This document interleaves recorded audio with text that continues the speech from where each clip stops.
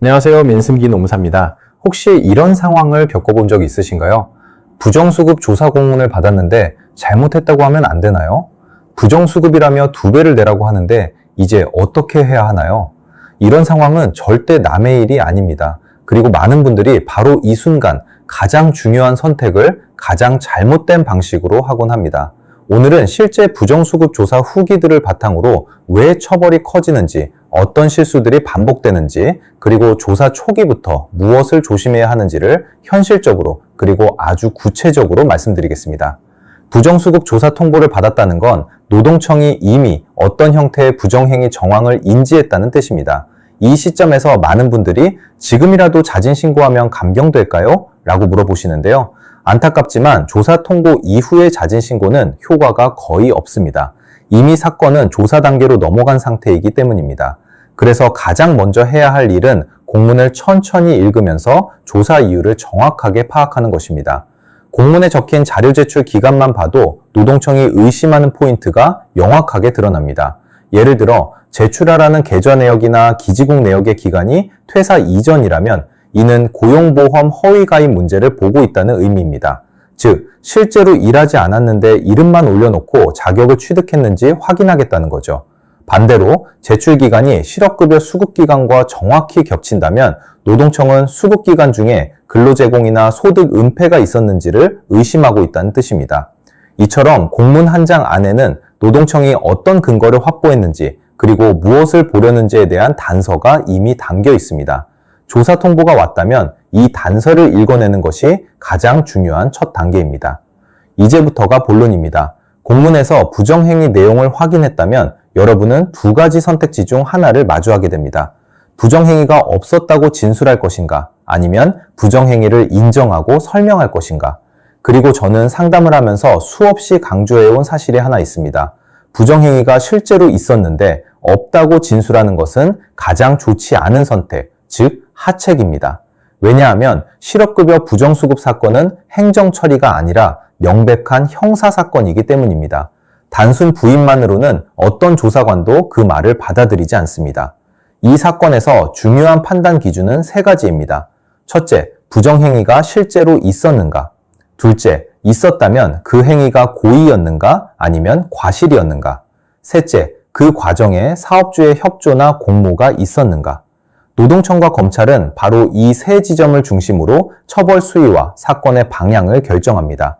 따라서 부정행위가 존재한다면 무조건 숨기기보다 왜 그런 상황이 발생했는지, 고의가 아닌 과실로 보아야 하는 이유는 무엇인지, 그리고 사업주와의 공모는 없었다는 점을 논리적으로, 단계적으로 설명하는 것이 최선의 대응이 됩니다.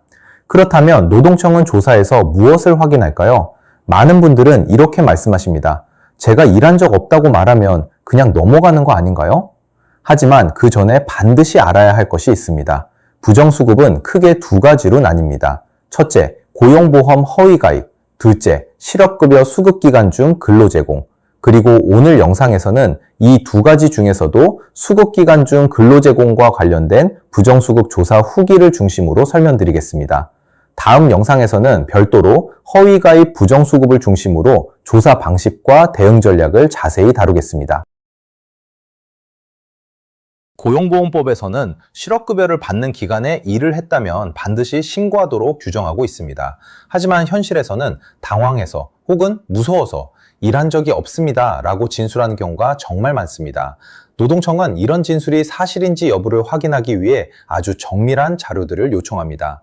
가장 먼저 요구되는 자료는 휴대폰 기지국 기록입니다.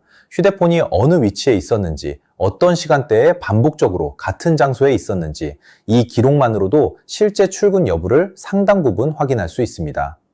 다음은 교통카드 기록과 하이패스 기록입니다. 정해진 시간에 정해진 경로로 이동한 흔적은 출퇴근 패턴을 분석하는 데 그대로 사용됩니다. 이 자료들은 말보다 훨씬 강력한 근거가 됩니다. 그리고 무엇보다 중요한 것은 통장 내역 전체입니다. 노동청은 이 통장 내역을 통해 정기적으로 들어오는 금액이 있는지, 그 금액이 사업주나 제3자에게서 온 임금인지 이 흐름을 하나씩 추적합니다. 대부분의 부정수급 사건은 바로 이 계좌 흐름, 이동 흐름, 시간 흐름에서 근로사실이 적발됩니다. 결국 단순 부인으로는 어떤 자료도 숨길 수 없습니다. 저는 실업급여 부정수급 사건을 다루면서 가장 먼저 강조하는 말이 하나 있습니다. 근로를 했다면 그 사실은 인정해야 합니다. 왜냐하면 일한 흔적은 반드시 남기 때문입니다. 휴대폰 위치 기록, 교통카드, 통장 입금 내역, 이 세 가지 흐름은 절대 거짓말을 하지 않습니다. 그럼 이런 질문을 하시는 분들이 있습니다. 농사님, 일했다고 인정하면 그냥 끝나는 거 아닌가요?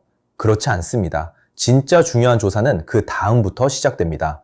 부정행위가 인정되면 노동청은 바로 두 번째 쟁점, 즉 실업급여 부정수급 공모 여부를 조사합니다. 근로자 혼자 한 것인지 아니면 사업주가 알고 있었는지, 임금 지급 방식에 협조가 있었는지 이 부분이 처벌 수위를 결정합니다. 예를 들어보겠습니다. 홍길동 씨가 실업급여를 받고 있다는 사실을 사업주가 알고도 급여를 가족 계좌로 지급하고 임금 신고를 하지 않았다면 이것은 대표적인 공모행위입니다. 이렇게 공모가 인정되는 순간 사건의 성격은 완전히 달라집니다. 처벌은 훨씬 더 무거워집니다. 먼저 부정수급 금액은 전액 환수됩니다. 여기까지는 단독 부정수급과 같습니다. 하지만 그 다음이 다릅니다. 노동청은 부정수급 금액의 3배의 추가 징수를 부과합니다. 즉, 실제 받은 금액의 4배까지 부담하게 되는 것입니다. 그리고 이 공모행위는 형사처벌 대상이 됩니다. 법률상 최대 5년 이하의 징역 또는 5천만 원 이하의 벌금까지 선고될 수 있습니다.